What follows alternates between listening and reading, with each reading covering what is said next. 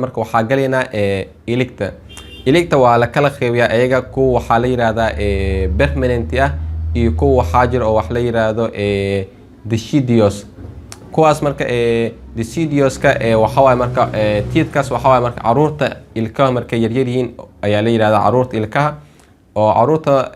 markay u dhaxeeyaan 6 bilood ilaa 28 bilood ilkooda la yiraahdaa magacaas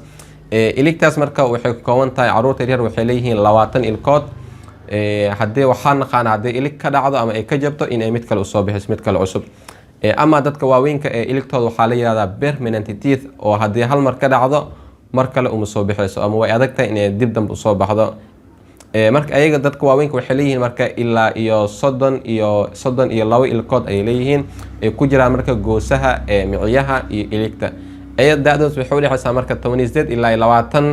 18 jir ilaa 20 jir ayay ku soo baxaan marka 32daas ilkood ayay ku dhameystirmaan ayaga marka waxaa la yiraahdaa permanent teeth iligta sida caadiga ah waxay leedahay qaybtan cadaanka oo u jeedo sida sawirka ka arkaysaan qaybtaas cadaanka idin muuqato waxaa la yiraahdaa crown sidoo kale waxaa jirta qayb kale oo gudaha ku jirto oo la yiraahdo root iligta macnaha si kala dawdhan waxay ka kooban tahay laba qayb gudaha ku jirto oo ciridka ku jirto iyo qayb banaanka taalo oo qofka arkay qaybtaas marka ciridka ku jirto ayaa la yiraahdaa root qaybtan banaanka daalo oo cadaankeena waxaa la yiraahdaa crown labadaas loo qeybiyaa marka qaybtan marka iyada waxaa loo sii kala qeybiyaa gudaha marka uu sii galno waxaa loo sii qeybiyaa 3 structure marka laga fiirinayo 3 loo qeybiyaa oo ah maxaa la yiraahdaa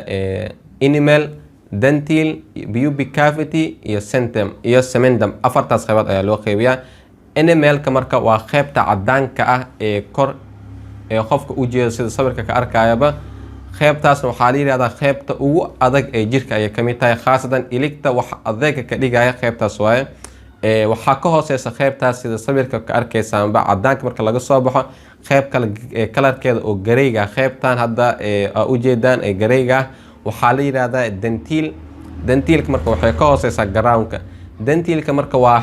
majority of the teeth waaye iligta inta ugu badan waxa ay tahay marka dentilka waa inta ugu badan iligta dentilka waaye waana cufka iligta wax ay ku fadhiso labadaas ayaa loo kala qeybiyaa sidoo kale waxaa jira marka pubic cavity oo asagana qaybtii saddexaad ah pubic cavity marka waa qaybtan godkan hadda u jeedaan waxaa ku jira marka waxyaabahan la yiraahdo nerveska iyo blood vesselska meesha ay ku jiraan meeshaas waa marka sidoo kale waxaa jira cementum oo qaybtan kale hadda u jeediin oo ayaga lafahii ayay wax ku sameynaya marka ciridka marka laga soo daadego lafa kale wax la yiraahdo jaw bones ayaa la yiraahdaa lafahaas ayay ku sii dhagayaan marka iligta taas ugu baxna marka oral cavity ayaa ka soo baxnay oo qaybiis kale oo qaybiis ka soo hadalnay waxaa galinaa marka cuntada marka uu qofka afka geliyo saliivi lagu qaso la burburiyo